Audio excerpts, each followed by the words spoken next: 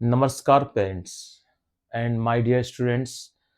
आज का जो टॉपिक है देखिए आपके लिए बहुत ज़रूरी है क्योंकि जो 2024 का माहौल है उस माहौल में पेरेंट्स को मैं पहले शामिल करूंगा क्योंकि वो भी अपने बच्चों को साथ लेके बैठे हैं। मैं इस बात को स्टार्टिंग में ही कह देता हूँ कि अगर ये वीडियो लेक्चर बच्चे देख रहे हैं तो अपने पेरेंट्स को साथ रखें और वो बेटर रहेगा आप लोगों के लिए क्योंकि जो सजेशन है बहुत ज़रूरी है 2024 और आने वाले कॉम्पिटिशन्स के लिए। ठीक है? टारगेट हमारा वही है कि हम नीट करना चाहते हैं, हम मान लीजिए जेईई भी करना चाहते हैं। हमने जो थंबनेल में लिखा है वो नीट लिखा है लेकिन आप किसी भी कॉम्पिटिशन को ले सकते हैं। मेन टारगेट हमारा नीट ही है। ठीक है? सबके जो पेरेंट्स होते हैं वो अपने बच्चों के लिए सोचते हैं कि यार मेरे बच्चे को मैं किसी भी कंपटीशन में निकालना है, बच्चे को मेरा सक्सेस दिलानी है। अब बच्चे की जो तैयारी है उसके अकॉर्डिंग वो छोटी-सी क्लास से ही स्टार्ट कर देते हैं कि बच्चे को मुझको अपने बच्चे को ये कंपटीशन में फेयर करवाना है, उसको ये बनाना है। चलिए अच्छी बात है पेरेंट्स मैं भी पेरेंट हूँ, मैं भी सोचता हूँ, आप पेरेंट्स हैं आप भी सोचते हैं।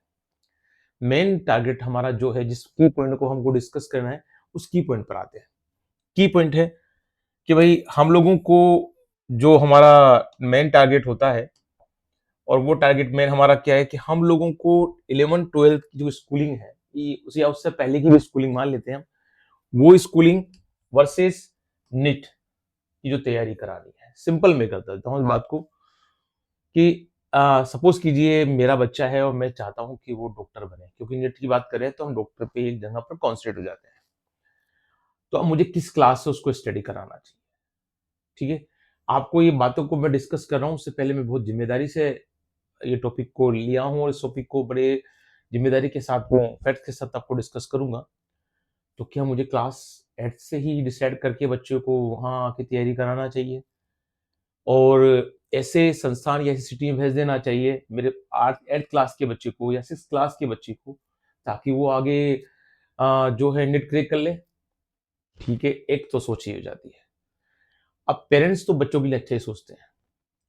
तो ऐसा अगर सोचें कि मेरे बच्चे को मैं क्लास 8 से ही तैयारी कराना चाहता हूँ, ताकि वो 12th के बाद उस एग्ज़ाम को 1 साल में ही क्रैक कर ले या 12th के साथ ही क्रैक कर ले तो वाह, वाह! क्या बात है, बहुत अच्छी बात है ना? एक तो सोच पेरेंट्स की हो गई। ये पेरेंट्स यहाँ अपने जगह पर वो सोच रहे हैं, सोचने में कोई गलत नहीं है। एक पेरेंट सोचता है कि मेरा बच्चा आराम से 11th-12th अपनी सिटी मेरे सामने, मेरा बच्चा मेरे नज़रों के सामने मेरे शहर में या मेरे गाँव में जहाँ वो रहता है, वहाँ एक बेस्ट टीचर को ढूँढे और फिज़िक्स, केमिस्ट्री, बायोलॉजी को बहुत बेहतरीन तरीके से अपने नियरेस्ट सिटी में कोचिंग इंस्टीट्यूट या जो भी टीचर को ट्यूटर है उनको उनके थ्रू पढ़े या आजकल तो प्लेटफ़ॉर्म यूट्यूब का भी अवेलेबल है, वहाँ से स्टडी करे वो। तो एक तो स्कूलिंग का एक ये तो पैटर्न तो ये हो जाता है और एक हो जाता है पैटर्न किसका कि मेरा बच्चा तो क्लास 8 से या क्लास 11 से या क्लास 10th में चला जाए ऐसी बड़ी सिटी या ऐसी सिटीज में जहां पर एक माहौल हो, एक एनवायरनमेंट हो, एक क्योज हो कि यहाँ नीट का सिलेक्शन हो जाता है। ठीक है? अब मैंने आपसे बोला बड़ी जिम्मेदारी से इस टॉपिक को लेना बहुत जरूरी है क्योंकि 2024 में जो हम देख रहे हैं माहौल, ठीक है? एक भाग-दौड़ चल रही है बच्चे के साथ, उसको को बेटा तुझे ये करना है और तुझे ये बनना है। तो उस भाग-दौड़ में हमें क्या राय लेना चाहिए? अब देखिए राय लेते समय मैं आपको बता देता हूँ कि मैं कौन हूँ। मैं वो टीचर हूँ जो कोटा में पढ़ा चुका हूँ, एज़ एन नीट फैकल्टी रहा हूँ, ठीक है? दूसरी बात मैं वो टीचर हूँ जिसने अपनी पढ़ाने से पहले अपनी पढ़ाई को काफ़ी हद तक पूरा किया है। एमएससी मैंने किया है, बीएड मैंने किया है। बीएड के साथ मैंने एमएड किया है, तो मैं साइकोलॉजी का एक सही तरह से अच्छा जानकार हूँ, परफेक्ट हूँ मैं ये नहीं कहता। मैं बेस्ट हूँ। मेरा एक्सपीरियंस खुद 1 से लेकर अभी प्रेज़ेंट टाइम 24 चल रहा है, तो तकरीबन एवरेज 24 साल का मेरा एक्सपीरियंस है पढ़ाने का। साथ ही साथ मेरी स्टडी जो है उसमें मैंने एमएससी की है, एमफिल की है, ठीक है? पीएचडी मेरी जो परस्यूइंग है, तो इन चीज़ों का मैं खुद भी देख चुका हूँ। मैंने कई कॉम्पिटिशन क्रैक किए, उस कॉम्पिटिशन के रास्ते पे मैं भी दौड़ा हूँ। तो अब करना क्या चाहिए? करना क्या चाहिए? मेन मुद्दे पर आते हैं। तो मेन टारगेट वही है कि पेरेंट्स और स्टूडेंट्स को मस्ट वॉच करें। स्कूलिंग वर्सेस नीट, वर्सेस लगाना बहुत ज़रूरी था क्योंकि बच्चे कन्फ्यूज़ होते हैं कि हमें 11th-12th के साथ नीट के लिए तैयारी कर देना चाहिए या 11th-12th अपनी सिटी से, अपने शहर से पास करें, अपने माँ-बाप के साथ रहते हुए, उनकी नज़रों के सामने, उनके साथ रह के पास करें। एक टाइमिंग जो होता है वो रहे, या फिर हम जो होता है जो नीट को टारगेट बनाते हुए हम तो स्कूलिंग भी वहीं से करेंगे। चलिए, एक मुद्दा तो हमारा ये हो गया कि जो हमारा थॉट प्रोसेस है उसको देख लेते हैं, ठीक है? अब सपोज़ कीजिए कि जो स्टूडेंट है वो 2 कैटेगरी का है। हम बिल्कुल फैक्ट से बात करेंगे, फालतू इस तरह से नहीं कि हम घूम फिर के कहीं और चले जाएँ। तो हम फैक्ट्स को लेके ही बात करते हैं और देखते हैं कि हम चाहते क्या हैं। 2 कैटेगरी के स्टूडेंट्स हैं, एक कैटेगरी का स्टूडेंट ए है और एक भाई स्टूडेंट बी है। स्टूडेंट ए और बी है। हर स्टूडेंट की जब स्टडी करता है तो उसके 2 पॉइंट ऑफ व्यू बड़े खास होते हैं। एक तो पॉइंट ऑफ व्यू होता है उसका मेंटली स्ट्रांग होना,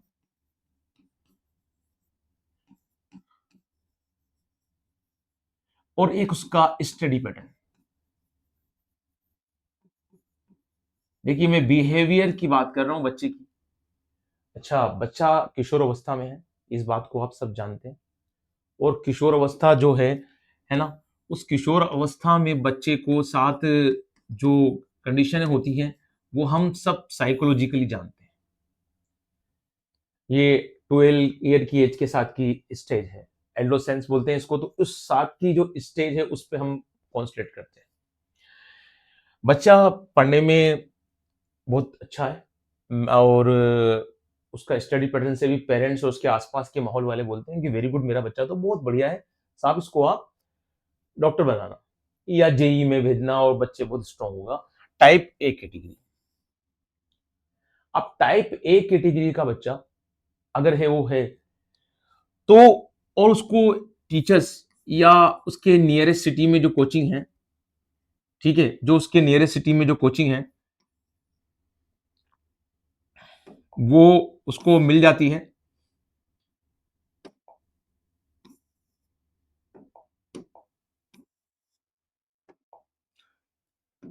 हाँ, तो उसके नियरेस्ट सिटी में जो उसको कोचिंग मिल जाती है वो बेस्ट है, उसको पढ़ाता है, ठीक है, वेरी गुड। टीचर अच्छा मिल गया, कोचिंग अच्छी मिल गई, तो ये बच्चा नीट क्या क्रैक नहीं कर सकता? बच्चे का मेंटली स्ट्रांग होना है, स्टडी पैटर्न भी अच्छा है, आसपास की वाहे वाहे भी हो रही है, सब कुछ बढ़िया है ना? ये बच्चा अब देखिए कहीं पर भी होगा, ये अपने शहर में होगा, ये किसी अदर सिटीज में जहां पर नेट का बिल्कुल इन्वायरमेंट है। मैं कोई नाम नहीं लेना चाहता, किसी को भी कोट नहीं करना चाहता, ठीक है ना? मैं बस पेरेंट्स और स्टूडेंट के बीच का डिस्कशन रखना चाहता हूँ। तो होता क्या है कि यहाँ पर वो इजी गोइंग में, वो कहीं भी हो, वो आराम से नृत्य करेगा। और देखिए, ये जो नया एक शगुफा चल रहा है, जो नया आजकल बात चल रही है कि 720/720 की जो ये बात चल रही है ना? मैं इसकी बात भी कर लेता हूँ आपके सामने कि आजकल एक नई बात चल रही है कि कितने बच्चे पूरे 720 में से 72 मार्क्स ला रहे है ना? तो ठीक है भाई, अगर बच्चे दे रहे हैं वो, और बहुत ज़्यादा बच्चा मेंटली और पैटर्न में स्ट्रांग है, तो 7220 से 72 मार्क्स ला रहा है, कितने ला रहे हैं, है ना? कितने ला रहे हैं? तो ये एक नया जो पैटर्न चल रहा है कि भाई हमारे यहाँ आओगे तो ये मार्क्स मिल जाएँगे। तो ये देखिए, ये एक तरह से गलत वे में हम हमारे जो टीचिंग जो पैटर्न है उसको ले जा रहे हैं। बच्चों को एक अलग तरह का बूस्टअप कर रहे हैं कि हमारे यहाँ ये आपको ये मिल जाएगा, ठीक है? तो थोड़ा-सा ज़्यादा हो गया था। ठीक है, अच्छी बात है, अगर आपके यहाँ आ रहे हैं तो बहुत अच्छी बात है, सेलिब्रेट कीजिए, लेकिन इसको ज़्यादा इतना मत कीजिए कि बच्चों पर उसको साइकोलॉजिकली प्रेशर बने, है ना? आगे आते हैं दूसरी बात पे, जो मेन इम्पोर्टेंट हम बात कर रहे थे। तो टाइप ए कैटेगरी के स्टूडेंट तो कहीं भी जाएँ, कोई दिक्कत नहीं आनी है। और ये स्टूडेंट कितने होते हैं? कितने होते हैं? 10%, ठीक है? ये एक, मैं देखिए, मैं इसको 11% भी नहीं करना चाहता। ये 10% स्टूडेंट्स होते हैं जो एक्स्ट्रा ऑर्डिनरी होते हैं, और ये तो हर कंपटीशन क्रैक करने के लिए बने हैं, और ये आराम से इसको क्रैक करेंगे। और इसमें जो ज़्यादा रोल होता है बच्चों का ही होता है। हम टीचर्स लोग तो केवल एक सपोर्टिंग जो होता है वो थोड़ा बहुत कर देते हैं बच्चों को। बच्चे बहुत एक्स्ट्रा ऑर्डिनरी होते हैं। जब हम छोटे से गाँव में जब कोचिंग पढ़ाते थे हम, तब वहाँ पर भी ये बच्चे हमें मिलते थे और ये बच्चे तो बिल्कुल एक्स्ट्रा ऑर्डिनरी है, ठीक है? हम जानते हैं 2001 और 2 का वो ज़माना था जब हम पढ़ाते थे बच्चों को, और ये बच्चे बड़े स्पेशली बड़े आराम से निकल जाते हैं ऐसे बच्चे। छोटी-छोटी जगह हमने पढ़ाया है, वहाँ पर भी बच्चे निकल जाते थे। तो बात ही क्या करना।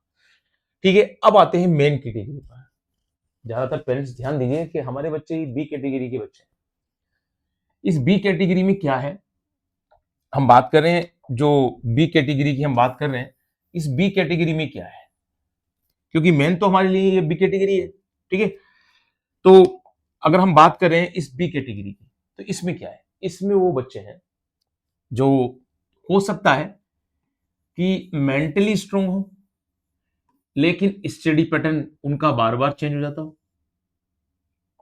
है ना? इस कैटेगरी में तो गुड हो और इस कैटेगरी में गुड ना हो। मतलब कहने का मीन्स हो गया कि वो जो है मेंटली स्ट्रांग है, लेकिन स्टडी पैटर्न उनका सही नहीं है।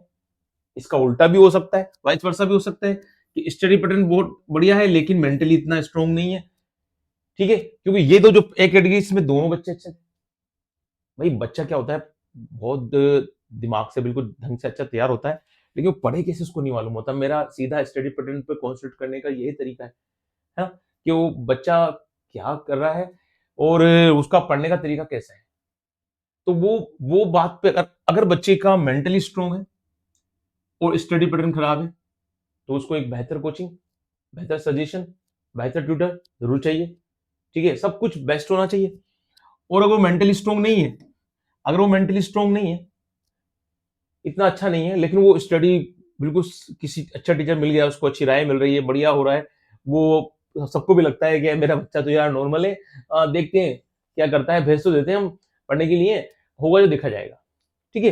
तो अब ऐसे बच्चों के लिए जो मुद्दा आ रहा है कि भाई वही जो हम बात कर रहे हैं, टाइप बी कैटेगरी को ही हम मेन ले रहे हैं, है ना? हमारा जो मेन टारगेट है टाइप बी कैटेगरी का ही है।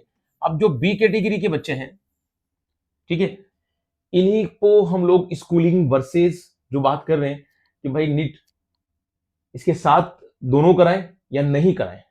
अब देखिए मैं मेन की पॉइंट पे आ रहा हूँ। मैं उनके तो बहुत खिलाफ हूँ जो अपने बच्चों को क्लास 8th में या 7th में ही, है ना, नर्चर प्री फाउंडेशन इसके नाम से भेज देते हैं और बड़े आराम से उनको वहां कहते हैं बेटा जाओ और जल्दी से डॉक्टर बन के आना। इतने छोटे बच्चे होते हैं, देखिए उनको कैसे आप मेंटली प्रेशर होता है, साइकोलॉजिकली भी वो सही नहीं है। हाँ, आप बच्चों को छोड़ दीजिए खुला, वो अपने आप से उनकी मेंटली जो कंडीशन होगी और जो उनकी पढ़ाई का तरीका होगा, उससे अपने आप वो रास्ता ले लेंगे। जैसे नदी अपना रास्ता ले लेती है, बच्चे बहुत प्यारे-प्यारे होते हैं और बहुत आसानी से अपना रास्ता ले लेंगे, ठीक है? और ऐसा भी नहीं है कि दुनिया का पहला और आखिरी एग्ज़ाम नीट ही है। अगर नीट नहीं होगा या डॉक्टर नहीं बनेंगे तो खुद कुछ बिगड़ जाएगा या कुछ वैसा हो जाएगा। तो स्कूलिंग के साथ अगर नीट करना है और 10 से पहले की अगर बात कर रहे हो, तो ये तो बिल्कुल ही गलत है। मैं इसमें बड़ा-बड़ा नो कहूँगा, नहीं करना है भाई साहब। अपने बच्चे को अपने शहर, अपने सिटी, अपने आस-पास रखिए, उसको पढ़ने का मौका दीजिए वहीं, ठीक है? और इस प्रेस्टीज पॉइंट से बाहर निकल जाइए कि नहीं मेरा बेटा डॉक्टर नहीं बना तो क्या हुआ? ये तो किसी का पॉइंट ही नहीं होना चाहिए, ठीक है? अब आते हैं मेन की पॉइंट पर जो हमारा थंबनेल भी है, कि स्कूलिंग और के साथ-साथ अगर हम बच्चे को करा रहे हैं नीट, तो वो सही है या गलत है? तो टाइप बी बच्चों के लिए मेन है, टाइप ए का बच्चा तो कहीं से भी हो, उसके लिए सारे रूल्स जो है ब्रेक हो गए हैं। टाइप कैटी बी कैटेगरी का बच्चा है, वो हम देखते हैं और टाइप बी कैटेगरी में हमें 2 कंडीशन मिली हैं, जो हमको ध्यान देनी है। और मैं अक्सर ये सारी बातें उस बेस पे बेर रहा हूँ, जो मैंने अपने पढ़ाया है बच्चों को, है ना? और बच्चों को देखा है, ठीक है? और बच्चे जब वहाँ जाते हैं, तो वहाँ का माहौल क्या होता है, उसके हिसाब से बच्चे किस पैटर्न पे होते हैं, कैसे हो जाते हैं, ठीक है? और देखिए, इस पॉइंट जितने भी हम पॉइंट्स को ले रहे हैं, मैं बहुत कोशिश करूँगा कि इनमें सब में कहीं भी नेगेटिविटी नहीं आए, पॉजिटिविटी रहे। मैं पेरेंट्स और बच्चों के साथ ज़्यादा हूँ, ठीक है? कि टीचर की रिस्पॉन्सिबिलिटी है कि वो पेरेंट्स और बच्चों के साथ रहे। मैं कोई सिटी को भी कोट नहीं करना चाहता, मैं किसी टीचर को कोट नहीं करना चाहता, मैं किसी कोचिंग को कोट नहीं करना चाहता, ठीक है? मैं सीधा बच्चों और पेरेंट्स से बात करना चाहता हूँ कि देखिए आपका बच्चा आपके लिए प्रीशियस है। आप उसको स्कूलिंग के साथ अगर नीट की तैयारी कराना चाहते हैं, तो मेरी जो 10 से पहले के बच्चे हैं उनको तो बिल्कुल ऐसा अ, सजेशन है कि सीधा आप अपने बच्चों को अपने शहर में रखिए, अपने पास रखिए, अपने स्कूल, नियरेस्ट कोचिंग में ही उसको आराम से पढ़वाइए और पूरी ऊपर वाले पे विश्वास कीजिए, ईश्वर पे विश्वास कीजिए, ठीक है? आपका बच्चा अपना रास्ता ले लेगा और वो रास्ता नीट का है, तो उस रास्ते में भी वो सक्सेस हो जाएगा, डरिए मत। ये हम वो एक थ्री इडियट का डायलॉग, ऑल इज वेल, सब बढ़िया है, सब अच्छा होगा। तो इस बात का हमेशा ध्यान रखिएगा। अब मुद्दा आता है कि भैया मेरा बच्चा जो है फर्स्ट और सेकंड कैटेगरी में कौन सा है। तो अगर वो मेंटली स्ट्रांग है, ठीक है, लेकिन उसका स्टडी पैटर्न सही नहीं है, क्योंकि ये स्टडी पैटर्न बहुत ज्यादा महत्व रखता है, इंपॉर्टेंस रखता है, और मेरा बच्चा मेंटली स्ट्रांग इतना इतना स्पेशल नहीं है ना, लेकिन उसका टीचर बहुत अच्छे हैं, उसको हम लोगों को लगता है कि यार ये बच्चे को है ना एक सही टीचर का सजेशन मिल गया तो ये वेल एंड गुड है, मतलब ठीक है, लेकिन निकल जाएगा, है ना, और ये कंपटीशन क्रैक कर देगा।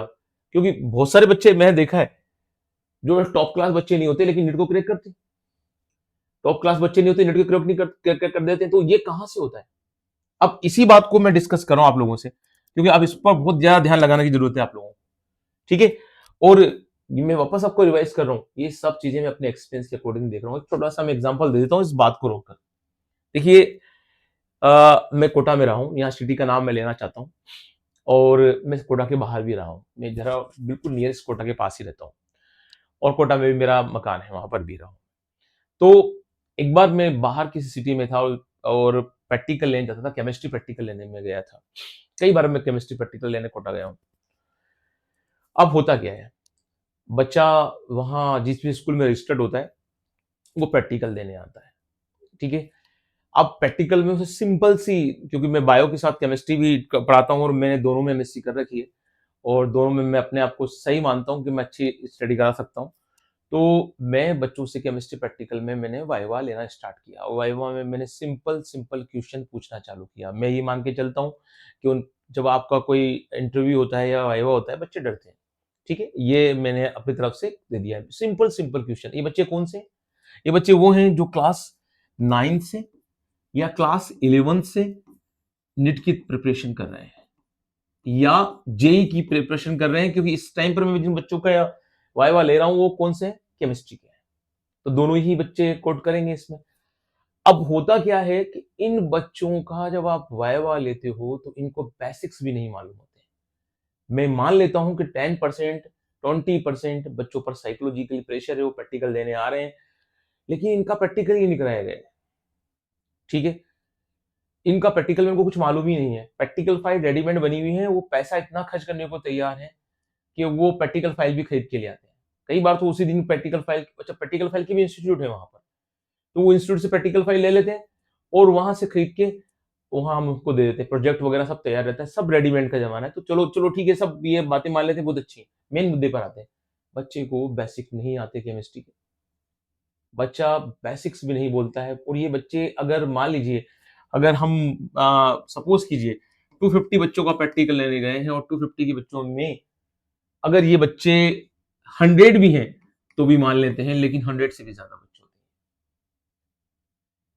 अब आप सोचिए, आपने अपने बच्चे को छोटी क्लास से ही आपने स्कूलिंग छुड़वाकर, स्कूलिंग चल नहीं छुड़वाई, स्कूलिंग आपने कोचिंग में भेज दिया कि मेरा बच्चा वहां तैयारी करेगा और वहां से वो बेस्ट बन जाएगा। तो ये क्या है फिर? और ये कम अमाउंट, कम ज्यादा, कम बच्चे नहीं, बहुत ज्यादा बच्चे हैं। जो इतना नंबर्स ऑफ स्टूडेंट जो होते हैं वो इस चीज में कमजोर दिख रहे हैं। बेसिक ही क्योंकि कमजोर है, जबकि ये बेसिक, अच्छा ये कैटेगरी कौन सी है? ये कैटेगरी बी में फर्स्ट और सेकंड कैटेगरी है। बच्चे कमजोर नहीं है, बच्चे कमजोर नहीं है, लेकिन यही बच्चे अगर अपने शहर में रहकर, है ना, अपनी नियरेस्ट सिटी में रहकर एक बेहतर टीचर से या एक अलग प्लेटफॉर्म से स्टडी कर लेते, तो ये बहुत बेहतर तरीके से अपने आप को ग्रेजुअली बढ़ा सकते थे, आगे इंक्रीज कर सकते थे, है ना।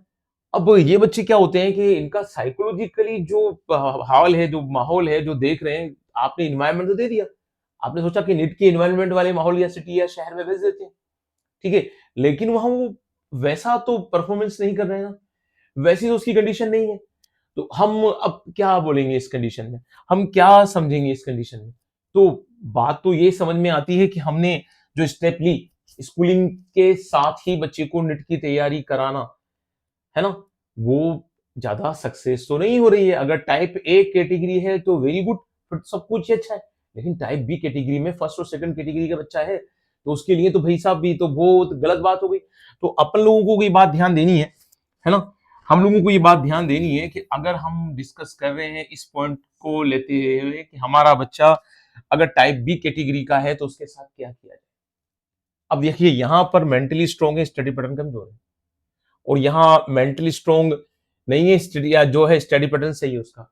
दोनों जगह पर एक चीज जो है वो मिल रही है, दूसरी चीज नहीं मिल रही है। बच्चों में अक्सर ये मिलता है, बच्चे हमसे मिलते हैं, हमने पढ़ाया तो हम जानते हैं कि बच्चा किस तरह से होता है। हम कई बार उसको जवाब नहीं देते, बेटा तो तैयारी मत कर, रहने दे, है ना, क्योंकि हम भी उसको सीधा नहीं बोल पाते। हम बच्चों से बहुत, देखिए मेरा तो बच्चों से बहुत लगाव रहा है, और बच्चा मुझे जब भी मैं कहीं जाता हूँ तो मुझे मिल जाता है किसी भी, मुझे ताज्जुब होता है, मैं ऐसे ऐसे शहरों में गया हूँ जहाँ मुझे उम्मीद नहीं थी बच्चा मुझे पहचानेगा। तो बच्चे इतना प्यार करते हैं, इतना लगाव रखते हैं, तो हम उनके साथ गलत कैसे होने देते हैं। और ये इस जो वीडियो लेक्चर है इसको बनाने का या इसको जो रिकॉर्ड करने का भी पर्पस यही है कि पेरेंट्स को थोड़ा-सा इस बात पे सोचना होगा कि अगर इन कैटेगरी में बच्चा है, कि वो मेंटली स्ट्रांग है, स्टडी पैटर्न उसका जो है वो सही नहीं है, तो यहाँ क्या होगा, और अगर वो यहाँ पर है तो यहाँ क्या होगा। देखिए, मेंटली स्ट्रांग है, स्टडी पैटर्न सही नहीं है, ठीक है? ये कैटेगरी जो है थोड़ी-सी इस कैटेगरी पर ध्यान दीजिएगा। अगर वो इस कैटेगरी में आप उसको स्कूलिंग के साथ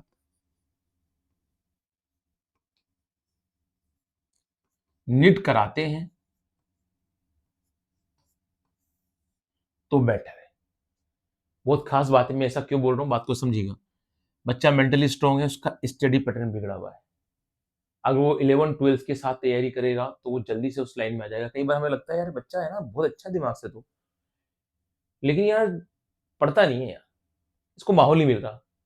बिल्कुल ऐसे ही बोलते हैं हम लोग, माहौल नहीं मिल रहा, तो आप माहौल दे सकते हैं उसको, उसको वो माहौल दे दीजिए, है ना? तो स्कूलिंग के साथ वो निट कर सकता है। वो स्कूलिंग में मैं फिर बोल रहा हूँ आप लोगों से 11-12 प्लस निट। मैं उससे पहले के लिए तो बिल्कुल बिग नो कर रहा हूँ कि उससे पहले तो ये होना ही नहीं चाहिए। क्लास 10 से पहले के लिए, है ना, या 10 11-12 के साथ वो निट कर सकता है, क्योंकि वो मेंटली स्ट्रांग है। अब मेंटली स्ट्रांग के साथ एक चीज और जरूरी है, मम्मी पापा की याद। तो आप फोन करते रहिए बच्चे को, टच में रहिए उसके साथ। देखिए, पेरेंट्स और टीचर दो ऐसे लोग होते हैं, है ना, और खासतौर से छोटी सिटी के टीचर्स जो होते हैं, है ना, वो बच्चों के साथ लगाव रखते हैं। अगर मेरी क्लास में 300 बच्चे हैं या 500 बच्चे, तो मैं लगाव कहाँ से रखूंगा? मैं लगाव बोलूंगा जरूर, लेकिन कर नहीं पाऊंगा ना। लेकिन जो आपकी शहर है, आपकी सिटी है, वहां पर 50 बच्चों की कोचिंग है, 30 बच्चों की कोचिंग है, 100 बच्चों की कोचिंग, और टीचर नाम से जानता है कि हमारा सुरेश, राहुल, रमेश, सरिता, है ना, ये सब हैं, तो वो बहुत ज्यादा टच में रहता है, बच्चा ही बड़ी खुशी खुशी जाता है ना। तो वो चीज मैं भी इस कैटेगरी सेकंड में आऊंगा, बी के अंदर। लेकिन स्कूलिंग के साथ नीट, ऐसे बच्चों के साथ वेल एंड गुड, चल जाएगी, दौड़ जाएगी, है ना। यहां आप लोग ध्यान रखें, तो ये बच्चे क्या होगा, क्योंकि स्टडी पैटर्न बिगड़ा हुआ है, तो स्कूलिंग और नेट दोनों चीज को काम कर देगी कि स्कूलिंग के साथ। अब देखिए, स्कूलिंग में भी मैं अंदर की बातें नहीं करना चाहता, मेन यहां पर जो हम लोग देखेंगे, जो मेन चीज हमारे सामने यहां आएगी, वो क्या आएगी? मेन चीज आएगी यहां पर निट की कोचिंग। जो कैटेगरी बी है, उस बी में जो फर्स्ट कैटेगरी है, उस फर्स्ट कैटेगरी में मेन यहां पर याद है क्या आएगा? या मेन यहां पर जो होगा वो निट ही होगा। स्कूलिंग तो हम ऐसे ही लिख रहे हैं, क्योंकि आप जानते हैं अंदर की बात, राज की बात, कि स्कूलिंग में क्या होता है उसमें, ठीक है। अगर आप किसी अदर सिटीज में उसको भेज रहे हैं, तो बच्चे स्कूलिंग के नाम पर ओनली प्रैक्टिकल एग्जाम देने ही आते हैं, और आ रहे हैं, जा रहे हैं। मैं ज्यादा इसमें घुसना भी नहीं चाहता, क्योंकि टॉपिक ही ऐसा है कि मैं स्कूलिंग के सिस्टम में नहीं जाना चाहता। मेन ये है बच्चे को यहाँ पर कि वो ऐसी तैयारी करेगा कि क्लास 11th और 12th और नेट की तैयारी उसकी साथ चलती रहेगी। तो उसका फायदा क्या होगा?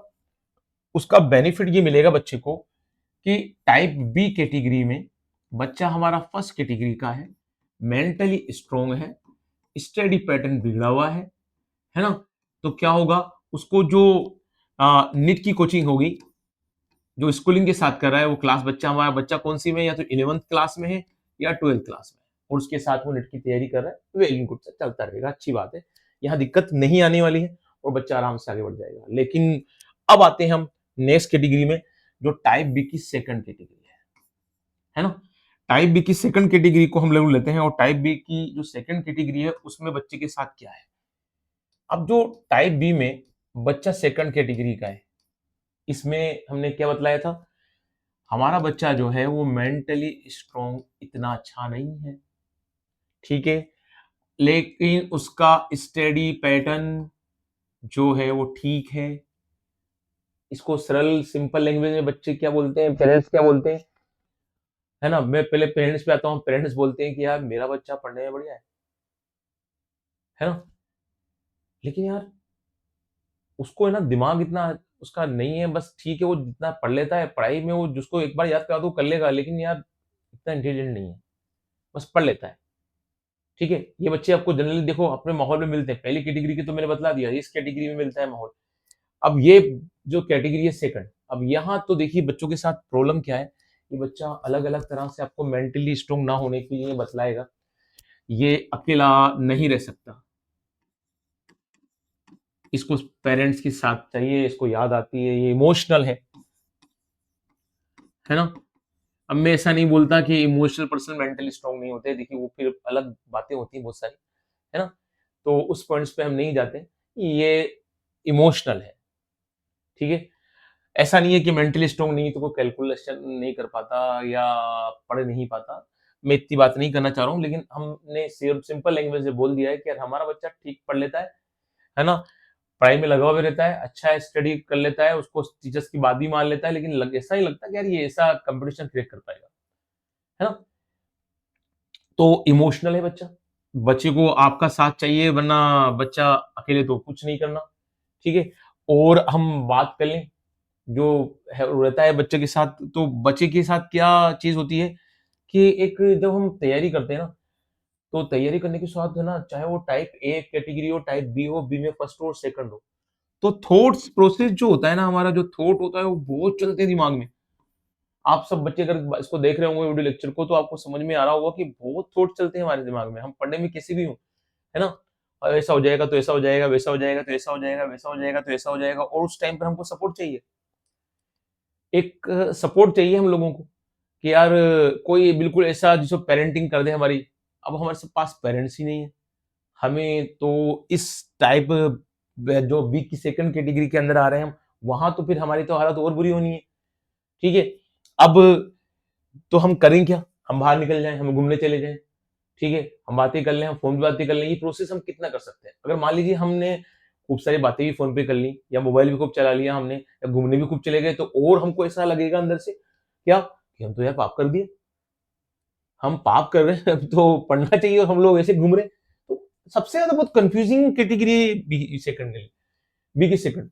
और ये देखिए बच्चे, ये बिहेवियर बच्चों को जो समझना होता है ना, मैं बहुत अखबार की कटिंग देखता हूँ, डिफरेंट बातें देखता हूँ, मैं बच्चों के साथ इतना जुड़ा हुआ रहा हूँ, तो मुझे ये मालूम है इस कैटेगरी के बच्चे बहुत ज़्यादा चाहते हैं कि उनके माँ-बाप उनका साथ दें, जुड़े हुए रहें, और अगर वो नहीं कर सकते हैं तो बिग नो कर दें कि भैया नहीं करना है हम लोगों को।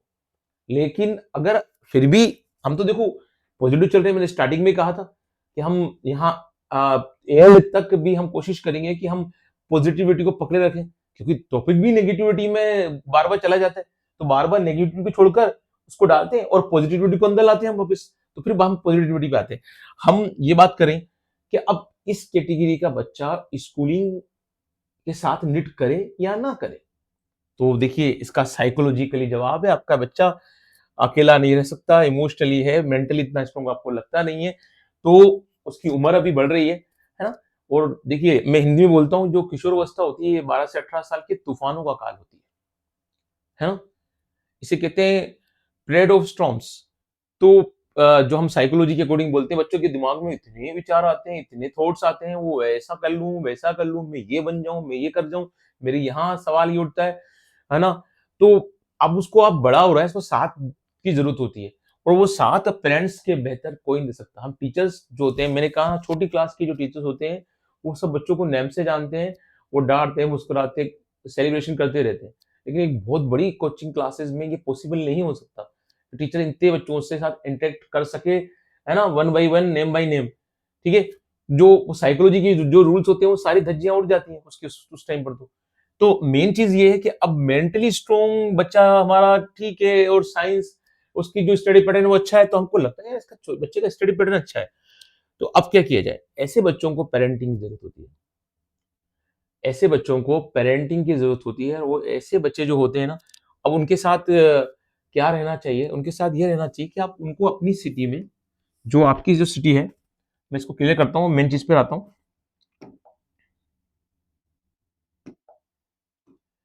ऐसे बच्चों के साथ आप ये कीजिए कि अपनी सिटी में जहाँ भी आप रहते हैं, ठीक है? थोड़ा-सा बोलते हैं ना, फ़िल्मों में डायलॉग होता है, ठंड रख, है ना? तो पेरेंट्स के लिए मैं ये बोलूँगा, थोड़ा-सा कूल रहिए, ठंड रखिए और अपने बच्चों को अपनी सिटी में पढ़ने का मौका दीजिए, जहाँ भी बच्चे हैं। एक अच्छा ट्यूटर, कोचिंग, जो भी आप चाहते हैं, टीचर है, ट्यूटर है ना? कोचिंग है, उसमें उसको रहने दीजिए, ठीक है? और वहाँ बच्चे को अपने हिसाब से ग्रेजुअली पढ़ने दीजिए। ऐसा तो होता ही नहीं है, देखिए, कि जो फिज़िक्स है या केम है या बायो है, वो आपकी सिटी में अच्छी नहीं पढ़ाते या अच्छी अवेलेबिलिटी नहीं है, वहाँ उसको पढ़ने दीजिए। वो शाम पढ़ेगा, शाम को घर पर आएगा, सब बातें-चीतें करेगा, फैमिली के साथ बैठेगा, दादा-दादी, नाना-नानी है, बातचीत करेगा, इंटरेक्शन होगा। फैमिली से जितना बूस्ट अप मिलता है, वो कितना किसी से नहीं मिलता, वो कूल हो जाएगा। फिर वो आराम से नाइट में या इवनिंग में पढ़ने बैठेगा, ठीक है? इससे क्या होगा, उसका जो स्टडी पैटर्न तो अच्छा था, आप बोल रहे थे कि मेरा बच्चा बढ़िया था, है ना? लेकिन लगता नहीं है यार कि कोई थोड़ा-सा इतना स्ट्रॉन्ग नहीं है कि निकाल लेगा। तो होगा क्या, अब उसको फैमिली के जो इमोशनली जो उसको सपोर्ट मिलेगा, तो उसको साथ रहने का सपोर्ट मिलेगा, है ना? उससे हो सकता है कि इन 2 सालों में, 11th और 12th में, हो सकता है कि वो अब अपने आप को साँभ ले, रोक ले, तैयार कर ले। 2 साल तो बहुत बड़ा पीरियड होता है और जब वो 12th पास आउट हो, तो आप वो जाएगा कितने, अब 12th पास आउट हो चुका है, उसको डॉक्टर के लिए नीट का तैयारी करनी है, 1 साल की तैयारी बहुत होती है भई। वो पढ़ना क्या है, देखिए, पढ़ना क्या है आपको, अगर आप बच्चे देख रहे हैं तो आप अपने पेरेंट्स को समझा सकते हैं कि नीट का सिलेबस, है ना? नीट का सिलेबस और क्लास 11-12 की जो सीबीएसई का सिलेबस है, सेम है भाई। कहीं दूर-दूर थोड़ी जा रहे हैं हम लोग। जो हमने 11-12 में पढ़ा, वहाँ कोई हम लोगों ने कोई दूसरी लाइन की स्टडी थोड़ी की है। और पेरेंट्स आप भी इस बात को सुन लें, जो 11-12 का सिलेबस है, चाहे वो केमिस्ट्री का हो, मैं केमिस्ट्री को अच्छी तरह जानता हूँ, बायोलॉजी का सिलेबस हो, चाहे वो फिजिक्स का सिलेबस हो, सेम सिलेबस है यार। और वही सिलेबस को उसको कहाँ पढ़ना है, आफ्टर 12th नीट की तैयारी में पढ़ना है। जब हमने हमारी पढ़ाई जब हम कर रहे थे, तो हमारी जो पढ़ाई हम करते हैं, जो बीएससी हम करते हैं, एमएससी हम करते हैं, वही हमारी नीट में काम आती है, एंटी सॉरी नेट में काम आती है, और उसी से हम नेट क्रैक करते हैं, उसी से हम कॉलेज लेक्चर या असिस्टेंट प्रोफेसर बनते हैं, और उसी पढ़ाई को करते हुए हम लोग स्कूलिंग में जाते हैं और फर्स्ट ग्रेड सेकंड ग्रेड के स्कूल लेक्चरर के एग्जाम क्रैक करते हैं। तो हम कौन सी नई नई डायरेक्शन में जा रहे हैं, हम क्या सोच रहे हैं, ठीक है? हम क्या सोच रहे हैं, ठीक है? तो पेरेंट्स को इस बात को अच्छी तरह ध्यान रखना चाहिए, स्टूडेंट को भी इस बात को अच्छा तरह ध्यान रखना चाहिए कि आप 11th और 12th को अपनी सिटी में, अपने शहर में, अपने गाँव में, वहाँ टाइम दीजिए। एक अच्छा टीचर देखिए, टीचर बहुत अच्छा मिलना बहुत ज़रूरी है। वो ऐसा नहीं कि अच्छे टीचर बड़े शहरों में हैं या एक बड़ी कोचिंग में है। हाँ? अच्छे टीचर यूट्यूब पर भी हैं, अच्छे टीचर आपके गाँव में भी हैं, अच्छे टीचर आपके स्कूल में भी हैं। वो निर्मल सुपर और पाकी नज़र आपके पास होना चाहिए। है ना? अपने बच्चों को वो मौका दीजिए उसको टीचर ढूँढने का। इंडिविजुअल कोचिंग तो बहुत बेस्ट होती है। देखो, हम जब देखते थे 97, 98 और इसके टाइम पीरियड में, तब इंडिविजुअल कोचिंग बहुत ज़्यादा जो होती थी, वो शो हो रही थी। लेकिन अब इंडिविजुअल कोचिंग की जगह क्या होता है कि सब एक प्लेटफ़ॉर्म पर एक ही जगह मिल जाना चाहिए। तो यूट्यूब पर भी एक पूरा परिवार सामने आ जाता है कि मैं पढ़ूँगा, बॉटनी में पढ़ूँगा, ज़ूलॉजी में टॉपिक पढ़ाऊँगा, 3 में पढ़ाऊँगा, 4। अरे भई! इतनी भीड़ इकट्ठी करने की ज़रूरत क्या है? बच्चे को थोड़ा आराम दीजिए। ठीक है? तो यहाँ अगर आप देखें, तो क्लास में आपको सीधी-सी एक बात करना चाहिए, आप लोगों को सीधा-सा ध्यान रखना चाहिए कि बच्चे को 12th जो है, उसके पूरी अपने लोकल सिटी से, लोकल शहर से करने दीजिए। उसके बाद उसको 1 साल, या आपको जो भी लगता है, हम तो उम्मीद ये करेंगे 1 साल, 1 ईयर के लिए उसको भेजिए आप। बच्चा बड़े आराम से जाएगा और उसको कोई भी मेंटली प्रेशर नहीं होगा। ठीक है ना? और अगर भगवान ना करे, ऊपर वाला ना करे, अगर ऐसा वक़्त भी आ जाए कि उसको 2 साल की तैयारी करनी हो, तो वो करने दीजिए, वो निकल जाएगा। मेरे कई बच्चे ऐसे हैं जो 1 साल में निकल गए, कई बच्चे 2 या 3 में भी निकल गए, तो ऐसी कोई बड़ा पहाड़ तो टूट गया उनके ऊपर, है ना? कई मेरी एक बच्ची है, मैं नाम नहीं लेना चाहता हूँ, वो 2 बहुत इंटेलिजेंट बच्ची थी, 2 साल में ही निकल पाई, तीसरे साल में उसने क्रैक किया। ठीक है? तो बच्चों को डिप्रेस मत होने दीजिए, उनको बनाए रखिए। मेरे से टीचर से टॉक कीजिए, टीचर से बात करवाइए। और जो आपके शहर, गाँव, लोकल के टीचर होते हैं ना, बहुत प्यारे होते हैं। ठीक है? ऐसे तो देखो, अब मैं ऐसे बोलूँगा सही टीचर प्यारे होते हैं, तो ठीक है, अब वो अच्छी बात है, टीचर फ्रेटर्निटी के लोग हैं हम लोग, सबकी तारीफ़ करना भी हमें ज़रूरी है। लेकिन मेन मेन मुद्दे की बात जो है, बिल्कुल सीधी सपाट बात जो है आप लोगों के लिए, वो ये है कि आप बच्चे को स्कूलिंग करने दीजिए और 12th के बाद उसको आराम से कोचिंग के लिए 1 या 2 साल के लिए भेजिए। वो बेस्ट वे है पढ़ने का।